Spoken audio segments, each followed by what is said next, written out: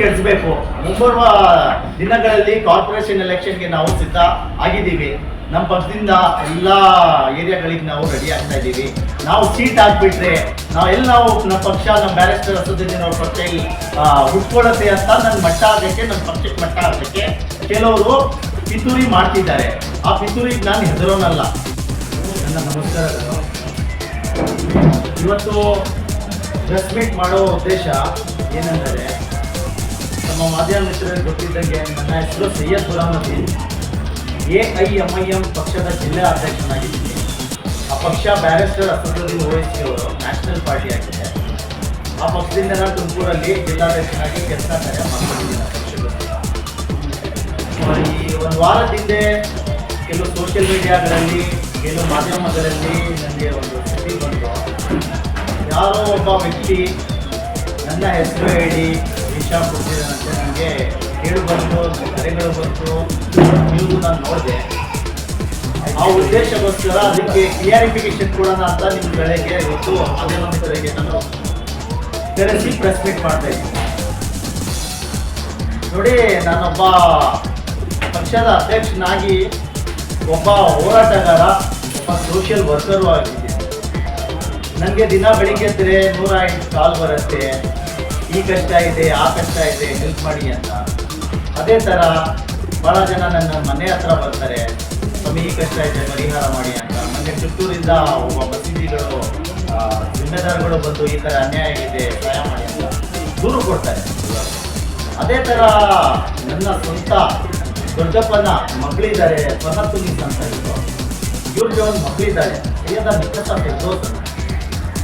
ಈ ಹುಡುಗಿಗೆ ಮದುವೆ ಮಾಡಿರ್ತಾರೆ. ಇವರು ಎಷ್ಟು ವರ್ಷ ಆಗಿದೆ ಅಂದರೆ, ಎಷ್ಟು ವರ್ಷ ಇದೆ, 4 ವರ್ಷ ಆಗಿ ತಂಗಿ ಮಗಳಿಗೆ ಒಂದು 3 ವರ್ಷದ ಗಂಡು ಮಗ ಇರ್ತಾರೆ. 1 ವರ್ಷದ್ದು ಇನ್ನೊಂದು ಗಂಡು ಮಗ ಆಗಿರ್ತಾರೆ. ಆತ ಹಸ್ಬೆಂಡ್ ಹೆಸರು ಸಲ್ಮಾನ್ ಪಾಷಾ ಅಂತ. ಆತ ತುಮಕೂರಲ್ಲೇ ಆಟೋ ಓಡಿಸ್ಕೊಂಡಿದ್ದಾನೆ. ಆತ ಸೋಷಿಯಲ್ ಮೀಡಿಯಲ್ಲಿ ವಿಷ ಕುರಿತು ಸಾಯ್ತಿದ್ದಾನೆ, ನಿಮ್ಮ ಹೆಸರು ಹೇಳ್ತಿದ್ದಾನೆ ಅಂತ ನನ್ನ ಮೇಲೆ ಆರೋಪಗಳು ಕೇಳಿ ಬರ್ತಾ ಇದೆ. ಕೆಡಿಸಬೇಕು. ಮುಂಬರುವ ದಿನಗಳಲ್ಲಿ ಕಾರ್ಪೊರೇಷನ್ ಎಲೆಕ್ಷನ್ಗೆ ನಾವು ಸಿದ್ಧ ಆಗಿದ್ದೀವಿ.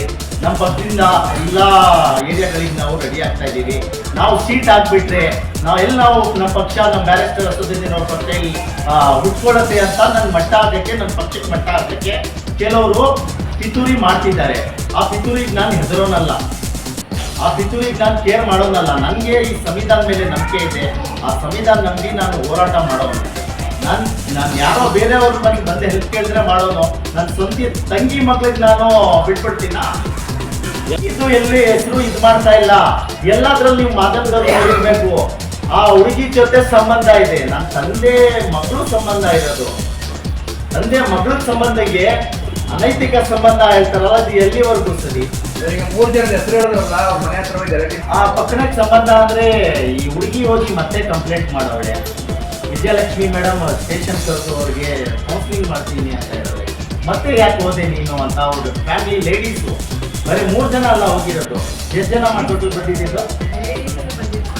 10 ರಿಂದ 15 ಜನ ಹೋಗರೆ. ಅದರಲ್ಲಿ ಒಬ್ಬನ ಹೆಸರು ಫರ್ಮಾನ್ ಪಾಷಾ ಅಂತ. ಆ ಹುಡುಗಿ ಹಸ್ಬೆಂಡ್ ತಮ್ಮ, ಇನ್ನೊಬ್ಬ ಯಾರೋ ಚಾಟ್ನಿ ಇಕ್ಕಿದ್ದಾನಂತೆ ಅನ್ನು ಅಂತ.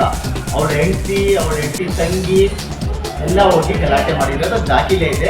ಅದು ಪೊಲೀಸ್ ಅವರೇ 112 ಹೇಳ್ತಿ ಕೊಡ್ತಾರೆ ನಿಮಗೆ, ಅದನ್ನು ತಗೊಳ್ಳಿ. ನಾನು ಹೇಳ್ತಾ ಇರೋದಿಷ್ಟೇ, ಆ ಹುಡುಗಿ ಇದರಲ್ಲಿ ಗಂಡ ಹೆಂಡತಿ ಗಲಾಟೆಯಲ್ಲಿ ನನ್ನ ಹೆಸರು ಹಾಳು ಮಾಡಿ ನಮ್ಮ ಪಕ್ಷದಿಂದ ನನಗೆ ಏನಾದರೂ ಆಕ್ಷನ್ ತಗೊಂಡು ನಾನು ಹೋಗ್ಬೇಕಂತ. ಇದು ಆಗೋದು ಸಾಧ್ಯ ಇಲ್ಲ. ನಾನು ಏನಿದ್ರು ಕಾನೂನು ಬಿಟ್ಟು ಚೌಕಟ್ಟಲ್ಲಿ ಕೆಲಸ ಮಾಡೋದು, ಅದು ಬಿಟ್ಟು ಹಿಂದೆ ಹೋಗಿಲ್ಲ. ಒಂದು ದಾಖಲೆ ಯಾರಾದರೂ ನಾನು ತೋರಿಸ್ಬಿಡಿ. ಆ ಹುಡುಗನಿಗೆ ನಾನು ಮಾತಾಡಿದ್ದೀನಿ, ಅವನ ಜೊತೆ ಹೋಗಿದ್ದೀನಿ, ಎಲ್ಲಾದರೂ ಸಿಕ್ಕಿದ್ದೀನಿ. ನನ್ನ ಮೇಲೆ ಎಷ್ಟೋ ಲಕ್ಷ ಆರೋಪ ಅವನು ಹೇಳ್ತಾನೆ. ಸೌದಿಯಿಂದ ನಾನು ದುಡ್ಡಿ ಕೊಟ್ಟು ಹಾಳಾಗಿದ್ದಾನೆ ಅಂತಾನೆ. ಒಂದು ಪಿನ್ ಆಫ್ ರುಪಿ ಅವ್ನು ನನಗೆ ಕೊಟ್ಟಿದ್ರೆ ನಾನೇ ಈ ಪಕ್ಷದಿಂದ ರಾಜೀನಾಮೆ ಕೊಟ್ಟು ಹೊರಟು. ಯಾರೂ ಇಲ್ಲ ಹುಡುಗರು. ನಾನು ಸಪೋರ್ಟ್ ಮಾಡೋದು ತಪ್ಪ ಸರ್? ಅದು ಕಾನೂನು ರೀತಿಯಲ್ಲಿ ತಪ್ಪ ಸರ್? ನಾನು ಅದು ಕೇಳ್ತಾ ಇದ್ದೀನಿ. ಆ ಥರ ಅವನು ವಿಷ ಕುಡಿದು ಅವನಿಗೆ ವಿಡಿಯೋ ನೀವು ಗಮನಿಸ್ಬಿಡ್ಬೇಕು. ನಾನು ಈ ವಿಷ ಕುಡಿತಾ ಇದ್ದೀನಿ, ಹೋಗು ಬರ್ತೀನಿ ಅಂತ ಹೇಳ್ತಾನವನು. ವಿಷ ಕುಡಿದು ಹೋಗೋನು ಯಾವತ್ತು ಮತ್ತೆ ಬರ್ತೀನಿ ಅಂತ ಹೇಳ್ತಾನಂತ. ಸರ್ ಆ ಹುಡುಗಿ ಕೇಳಿ, ಈಗ ಮಾತಾಡ್ತಾಳೆ ಆ ಹುಡುಗಿ, ಎಷ್ಟು ಸತಿ ಈ ತರ ವಿಷ ಕೊಟ್ಟು ಸೋಪಿನ ವಾಟರ್ ಕೊಟ್ಟು ಹಾಸ್ಪಿಟಲ್ ಹೋಗಿ ಬಂದಿದ್ದಾನೆ ಅವಳ ಹುಡುಗಿ. ನಾನು ಇಷ್ಟ ಹೇಳೋದು ಸರ್, ಈ ಪಕ್ಷ ಇದು ಘಟನೆಗೆ ನನ್ನ ಹೆಸರು ಹಾಳು ಮಾಡೋಕ್ಕೆ ಕೆಲವರು ರಾಜಕಾರಣಿಗಳು ಕೈ ಮಾಡ್ತಾ ಇದೆ. ಅದರಲ್ಲಿ ಕಾಂಗ್ರೆಸ್ ಅವರು ಇದ್ದಾರೆ, BJP ಅವರು ಇದ್ದಾರೆ. ಅವರು ಬರಬೇಕಾದ್ರೆ ಕಣಕ್ಕಿಳಿದು ಹೋರಾಟ ಮಾಡಿ ಸೋಸ್ಲಿ.